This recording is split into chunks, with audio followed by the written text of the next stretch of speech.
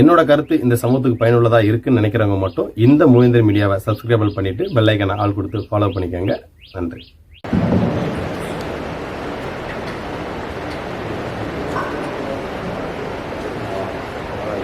அனைவருக்கும் இனிய காலை வணக்கம். என் இனமான இனிய சொந்தங்கள், இளைஞர்களை பார்க்கும்போது எனக்கு மிகவும் சந்தோஷமா இருக்குது. இளைஞர்கள் வெளியே வரணும் அப்படின்னு சொல்லி ரொம்ப ஆசைப்பட்டோம். அது நிறைவேற்றி கொண்டு இருக்கிறது. இன்னும் எழுச்சியுடன் இளைஞர்கள் வர வேண்டும் என்று முற்போக்கு தமிழ் தேசிய கட்சி மதுரை மாவட்டம் இதை சிறப்பித்து இந்த கூட்டத்தை சேர்த்திருக்கிறீர்கள். உங்களுக்கும் என் மனமார்ந்த வணக்கத்தை தெரிவித்துக் கொள்கிறேன். என் பேர் எல்லாத்துக்குமே தெரியும், ஓதிலட்சுமி. இப்போ இதில் தலைப்பு கொடுத்துருக்கீங்க, பட்டியல் வெளியேற்றத்தின் தேவையும் தேவேந்திரகுல வேளாளர்களின் அரசியல் அதிகாரம். நல்ல தலைப்பு. இந்த தலைப்பு மிக சிறப்பானதுதான். பெண்கள் அதிகமாக கலந்து கொள்ளணும்.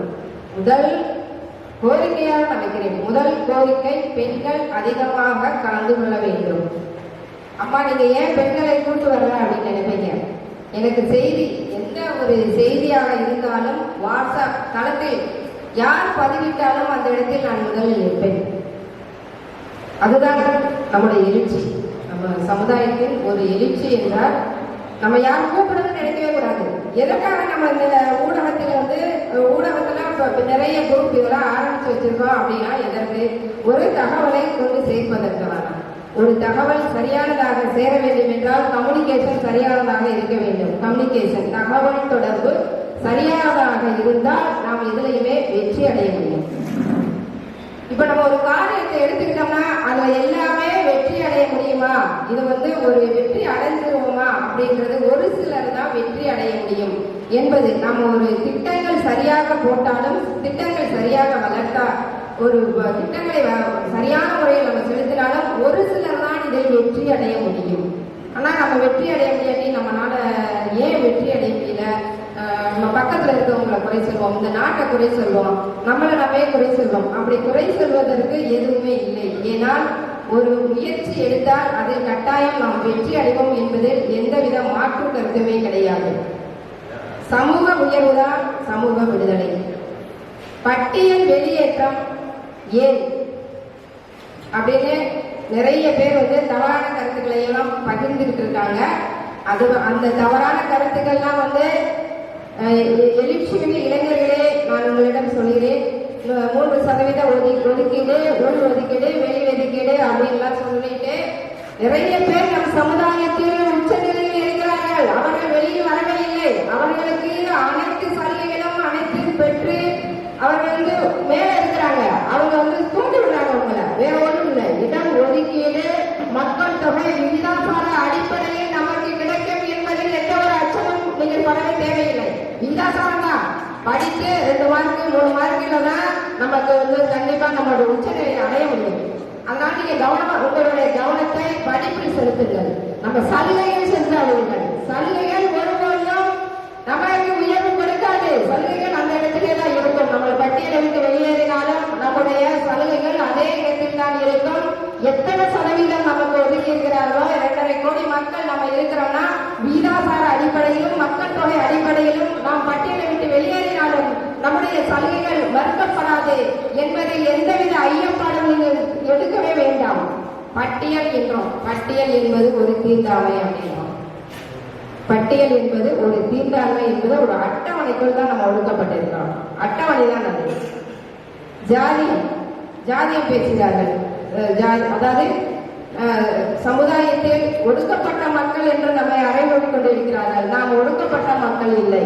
சமுதாயத்தில் நாம் எழுச்சியோடு சேர சோழ பாண்டிய வம்சத்தை சேர்ந்தவர்கள் மட்டுமல்ல, இது விஜயநகர பேரரசுக்கு பின்னாடி நாம் தள்ளப்பட்டோம். விஜயநகர பேரரசுக்கு அதற்கு பின்னாடி 1936 அரசியல் சூழ்ச்சி, காங்கிரஸ் சூழ்ச்சியின் காரணமாக தான் நாம் பின்தள்ளப்பட்டிருக்கிறோம். அதை நீங்க எல்லாம் கேட்பாங்க, அக்கா நீங்க எப்போ பாருங்க, நீங்க 1936 அதுக்கு முன்னாடி நம்ம பட்டியல் இடத்துல இல்ல, நம்ம மேலதான் இருந்தோம். அரசியல் பேசணும். அரசியலில் நீங்கள் பெரிதா வர வேண்டும் என்றால் அரசியல் நீங்கள் கற்றுக்கொள்ள வேண்டும். இதனுடைய தலைப்பு என்ன? அரசியல். அரசியல் தெரிந்தால்தான் நாம் அரசியலில் புக முடியும். நம் தேவேந்திர குல வேளாளர் சமுதாய மக்கள் அனைவருமே எல்லா கட்சியிலுமே நம்ம இருக்கிறோம். ஆனா ஒரு சில இடங்களில் வந்து நாங்க பதிவு செய்யும் பொழுது நீங்கள் அரசியலை பற்றி பேசக்கூடாது, அரசியல் இல்லை என்றால் சமுதாயம் இல்லை, சமூக முன்னேற்றத்திற்கு அரசியல் தான் ஒரு முக்கிய குறிக்கோள். அரசியல் இல்லாட்டி நாம் எதுவுமே செய்ய முடியாது. நம்ம அரசியல் தலைவர்கள் இருக்கிறார்கள் என்றால் நாம் ஒரு தேர்தலிலும் ஒரு இடத்தில் நாம் தேர்தல் போட்டியிட்டோம் என்றால் அந்த ஒரே இடத்தில் ஒருவர் மட்டும் தான் நிற்க வேண்டும், அதற்கு எதிர்ப்பு தெரிவிக்க வேண்டும். ஒரே இடத்தில் 2 தலைவர்கள் நிற்கிறார்கள் என்றால் அவர்கள் பின்னால் நீங்கள் ஏன் செல்கிறீர்கள்? செல்லக்கூடாது. நீங்க போய் அந்த இரண்டு தலைவர்கள்ட்டுமே நிறைய பேர் இருக்கிற அரசியல் செய்து கொண்டு இருக்கிறீர்கள். அப்ப நீங்க போய் எடுத்து சொல்லணும், நீங்க 2 பேருமே ஒரே தொகுதியில் இருந்தால் உங்களுக்கு நாங்கள் ஓட்டளிக்க மாட்டோம், மாற்று சமுதாயத்திற்கு மாற்று கட்சிக்கு தான் ஓட்டளிப்போம் என்று அவர்களிடம் என்று நீங்கள் போய் அறைவார்கள். அப்பதான் அவர்கள் திருந்துவார்கள், இல்லாட்டி திருந்த மாட்டார்கள். அச்சமே படக்கூடாது. நீங்க எதற்கு அச்சப்படுகிறீர்கள்?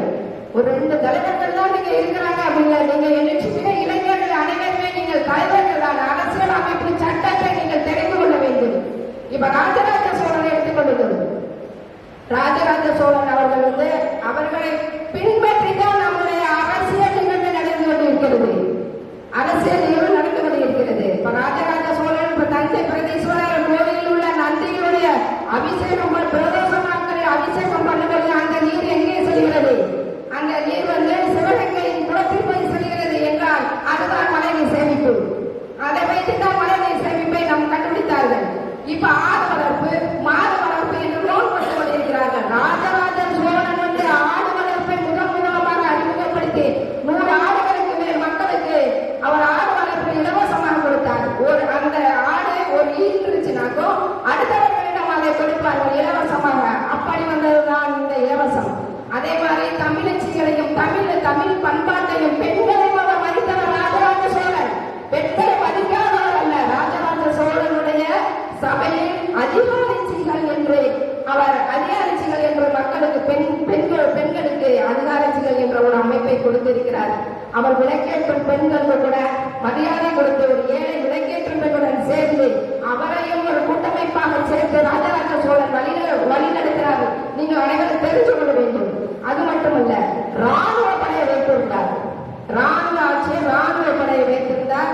அப்பொழுது அந்த ராணுவத்தை வைத்துதான் குறுநில மன்னர்களை எல்லாம் இணைத்து கப்பல் இலங்கைக்கு முதல் கொண்டு அவர் வெற்றியை கண்டார். அப்படி என்றால் குறுநில மன்னர்களையும் இணைத்து பெண்களுக்கெல்லாம் ஒரு ராணுவத்தையும் பெண்களையும் அவர் சேர்த்திருந்தார். நீங்களெல்லாம் வரலாறை படிக்கணும். வரலாறை படித்தால்தான் வரலாற்றை மீட்டெடுக்க முடியும் என்பதை இளைஞர்கள் ஒரு எழுச்சியுடன் இருக்க வேண்டும்.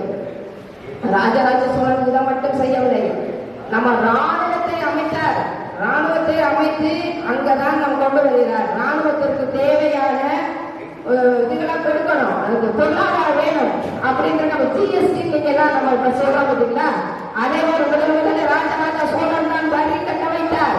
ராணுவத்தை உயர்த்த வேண்டும் என்பதற்காக பேங்கெல்லாம் ஆரம்பித்து வச்சார். அப்ப ராஜராஜ சோழன் காலத்திலேயே நம் தமிழராகிய நாம், தமிழ் சமுதாயத்தை சேர்ந்த நாம், நெல்லின மக்களாகிய நாம் அன்றுதான் நம்மளால் அமைக்கப்பட்டதான் ஜிஎஸ்டியும் சரி, அந்த பேங்கும் சரி, ஜிஎஸ்டி வரி கூட்டாங்க. நெல்வரியை கட்டியவர்கள் நம்ம தான், பாண்டியர்கள் தான் நெல்வரியை கட்டணும்.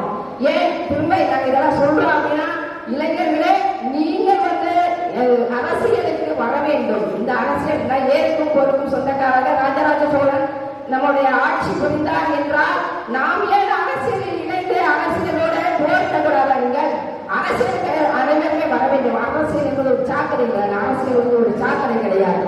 அரசியல் என்பது நம்முடைய அதிகாரத்தையும் நம்முடைய பண்பாட்டையும் நம்முடைய சமூக முன்னேற்றத்தையும் உயர்த்தி பிடிக்க வேண்டும் என்றால் ஒவ்வொரு இளைஞர்களும் உங்களுக்கு எந்த கட்சி பிடிக்கிறீர்களோ அந்த கட்சியில் சேர்ந்து நீங்கள் அரசியலில் களமாட வேண்டும். நீங்கள் வந்து ஜல்லிக்கட்டில் களமாடிய காலங்களை விட அந்த ஜல்லிக்கட்டோட மிகப்பெரிய ஒரு களமாக தேவேந்திர குல வேளாளர் மக்கள் அனைவரும் ஒன்றிணைந்து ஒரே தளத்தில் அரசியல் தலைவர்கள் எல்லாத்தையும் ஒன்றிணைக்க வேண்டும். அந்த தளத்தில் தான் நாம் வெற்றி காண முடியும். பட்டியல் வெளியேற்றம் நம் சமூகத்தின் முன்னேற்றம். பட்டியல் வெளியேற்றம் ஏன்? பட்டியல் வந்து ஒரு அட்டவணை தான். 28 ஜாதிகள் அடங்கிய ஒரு அட்டவணையில வந்து நம்மளை சேர்த்துட்டாங்க. அந்த அட்டவணையில வந்து நாம் வந்து வெளியே வர வேண்டும். இப்ப பிசிங்கிறாங்க, எஸ்சிங்கிறாங்க. பிசில வந்து சமூக நலத்துறையா, நம்ம இது எஸ்சி அப்படின்னு சொன்னா ஆதி திராவிட நலத்துறை. என்னைய நடக்குதுங்க ஆதி திராவிட நலத்துறை? எங்க வந்து திராவிட தனி துணிங்க? ஆதி திராவிட நலத்துறை என்று வைக்கிறதுக்குள்ள ஒவ்வொரு ஜாதி பெயர்களையும் சொல்லி வைக்க வேண்டியதான ஒவ்வொரு துறையாகவும் இந்த ஜாதியை நான் குறிப்பிட விரும்பவில்லை. ஒவ்வொரு ஜாதியை வச்சு இந்த நலத்துறை, அந்த நலத்துறை, இந்த ஜாதியினுடைய நலத்துறை, அந்த ஜாதியினுடைய நலத்துறை அப்படின்னு துறைகள் சார்ந்து நீங்கள் வைக்கலாமே, ஏன் வைக்க மாட்டேங்கிறீர்கள்? ஏனால் கேட்பதற்கு யாரும் இல்லை. 2 கோடி மக்களும் நமக்கு ஓட்டுகளை அள்ளி போட்டு விடுவார்கள் என்ற அரசியலில் எல்லா கட்சியிலுமே நான் சொல்றேன். ஒரு கட்சி மட்டும் தாண்டி நான் பேசவில்லை. எல்லா கட்சிகளிலும் நான் நோட்டீஸ் ஓட்டுவதற்காகவும் நீங்க பின்தொடர்ந்து அவர்கள் பின்னாடியே போயிட்டே இருக்கீங்க. அவங்களுக்கு எதுக்கு நீங்க இன்னும் நோட்டீஸ் ஓட்டிட்டு இருக்கீங்க? அவங்களுக்கு பின்னாடியே குறைபிடித்துக் கொண்டு வருகிறீர்கள். அரசியல் அமைப்பையும் அரசியல் அதிகாரத்தையும் நீங்கள் கற்றுக்கொள்ள வேண்டும், தேர்ந்தெடுக்க வேண்டும். ஒவ்வொரு தலைவர்களும் நீங்கள் தேர்ந்தெடுத்து அந்த தலைவருக்கு பின்னாடி சென்றால்தான் நாம் அரசியல் அமைப்பையும் அரசியல் அமைப்பு சட்டத்தையும் நாம் கையில் எடுத்துக் கொள்ள வேண்டும். நம்முடைய சட்ட நிபுணர்கள் 100 பேருக்கு மேல வந்து இமானுவேல் சேகரன் ஐயாவுடைய இந்த கேஸ் நடந்துச்சு. அந்த கேஸ்ல வந்து 100 பேர் வீரங்களை போட்டு வந்தார்கள். நம்முடைய சட்ட வல்லுநர்கள் அவர்களுக்கும் இந்த நேரத்தில் என்னுடைய வணக்கத்தையும் பாராட்டுகளையும் நான் தெரிவித்துக் கொள்கிறேன். இதில் ஒரு எந்தவித அச்சமும் இல்லை, பயமும் இல்லை. நாம் வந்து எங்கு சென்றாலும் வெற்றியைத்தான் நாம் நாட வேண்டும். நாம வெற்றியான சமுதாயத்தை சேர்ந்தவர்கள். தேவேந்திரனுடைய எழுச்சிதான் சமூகத்தின் விடுதலை. தேவேந்திரனின் எழுச்சிதான் சமூகத்தின் விடுதலை என்பது எந்த ஒரு அச்சப்பாடும் நீங்கள் சொல்லவே தேவையில்லை. சமூக உயர்வுதான் நம்முடைய தேவேந்திர வேளாளர்களின் ஒற்றுமையின் ஒரு எழுச்சி என்று கூறி இன்னும் நிறைய பேசணும். நீங்க நிறைய பேர் இருந்தீங்க, அக்கா நிறைய பேசுறாங்களே அப்படின்லாம் நினைக்கலாம். பட்டியல் வெளியேற்றம் நமக்கு தேவை. இப்ப வந்து ஒடுக்கப்பட்ட ஜாதி, அதிகாரப்பட்ட ஜாதி அப்படின்லாம் நம்ம சொல்லிட்டு இருக்காங்க. ஜாதியின் பெருமையையும் ஜாதியின் குணப்பெருமையும் சொல்லி மாற்றாடி கொண்டிருக்கிறார்கள் மாற்று ஜாதியினர்கள். நாம் ஏன் நம்முடைய தேவேந்திர வேளாளர் அரச பரம்பரையை சேர்ந்த நாம் ஏன் நம் ஜாதியை நம்ம பயப்படாமல் ஜாதி நான் வந்து தேவேந்திர வேளாளர் தான் அப்படின்னு சொல்லி அரசியலுக்குள் நீங்கள் வர வேண்டும். இப்ப நான் பெண்களை வந்து ஒரு 1000 பெண்களுக்கு மேல் நாங்கள் வந்து ரெடி பண்ணி வச்சிருக்கோம். நாங்கள் வந்து பெண்கள் மாநாடு, அரசியல் மாநாடாக அல்ல, தேவேந்திர குல வேளாளர் பெண்கள் அனைவரும் வெளியே வர வேண்டும் என்பதுதான் என்னுடைய தலையாய நோக்கமாக போட்டு நான் அந்த மாநாட்டுக்கு பெண்களை மட்டும் 1000 பெண்களுக்கு மேல் திரட்டி வெளியே வைச்சிருக்கோம். இன்னும் நிறைய பெண்கள் வர வேண்டும். நீங்கள் பெண்களையும் நீங்கள் அழைத்து வர வேண்டும். பெண்களுக்கும் நீங்கள் அரசியல் கற்றுத்தர வேண்டும். அரசியல் கற்றுத்தரவில்லை என்றால் கூட பட்டியல் வெளியேற்றத்தின் முக்கிய நோக்கத்தை நீங்கள் கூற வேண்டும். கோயில்ல திருவிழாலாம் நடைபெறுகிறது. அந்த திருவிழாக்கள் எல்லாம் இந்த தேவேந்திர வேளாளர் மக்கள் வாங்க அப்படின்னு தான் சொல்றாங்க. அவங்களுக்குதான் நீங்க மக்கள் இன்னும் கடைக்கோடி மக்களுக்கும் இப்ப நாங்க சின்ன உடைப்பு சென்றிருந்தோம். சின்ன உடைப்பு மக்களுக்கு தேவேந்திர வேளாளர் அப்படின்னா என்ன? நாங்க தேவேந்திர வேளாளர் விவசாயம் பண்ண நாங்க வாழ்றோம், அது மட்டும் தான் எங்களுக்கு தெரியும் அப்படின்னு சொல்றாங்க. ஏன் அப்படி சொல்றாங்கன்னா அவங்க வந்து வெளியில பொண்ணு எடுக்க மாட்டாங்களா, பொண்ணு கொடுக்க மாட்டாங்களா, அவங்க அந்த ஊர்லயே தான் பொண்ணு கொடுத்து அந்த ஊர்லயே தான் வாழ்றாங்களாம். ஏன்னா இப்ப அதெல்லாம் எப்படி அப்படின்னா இன்னும் அவங்க விழிப்புணர்வு அடையவில்லை. அதை விழிப்புணர்வு கொண்டு வர வேண்டும். இப்ப நான் போய் சொல்றேன், நாங்க இந்த மக்கள் நம்ம சத்திரிய வம்சத்தை சேர்ந்தவர்கள், ஏழுக்கும் போருக்கும் சொந்தக்காரர்கள் நம்ம அப்படின்னு சொல்லி நம்முடைய வரலாற்றை நான் அந்த சபையில வரலாற்றை தான் எடுத்துக்கொள்ளி நம்முடைய சின்ன உழைப்பு மக்கள் அனைவருக்கும் வரலாறு தெரிந்த இதே மாதிரி எத்தனையோ கிராமங்கள் நம்முடைய வரலாறு தெரியாமல் இருக்கிறது. 2 லட்சம் நோட்டீஸுக்கு மேல் நான் விநியோகம் பண்ணியிருக்கிறேன் கிராமப்புறத்திற்கு. பட்டியல் வெளியேற்றமே சமூக விடுதலை என்ற நோட்டீஸ் வந்து 2 லட்சம் நோட்டீஸ்க்கு மேல் நான் வெளியிட்டிருக்கேன். ஆனால் யாருக்கும் தெரியாது. கிராம மக்கள் அனைவருக்குமே தெரியும். ஊடகங்கள் வாயிலாக சமூக விடுதலையும் நம்முடைய பட்டியல் வெளியேற்றமும் நம்முடைய அரசியலும் நம்முடைய தேவேந்திர குல வேளாளர்கள் முன்னேற்றத்திற்கும் பொருளாதாரத்திற்கும் அரசியலுக்கும் கல்விக்கும் மிக முக்கியமாக இருப்பது பட்டியல் வெளியேற்றமே என்பது நம்ம உறுதியுடன் இருக்க வேண்டும் என்று கூறி எனக்கு வாய்ப்பளித்த நல்ல உள்ளங்கள் அனைவருக்கும், என் அன்பான பணிவான என் இனிய சொந்தங்கள் அனைவருக்கும் நன்றியை தெரிவித்துக் கொண்டு விடைபெறுகிறேன். நன்றி, வணக்கம்.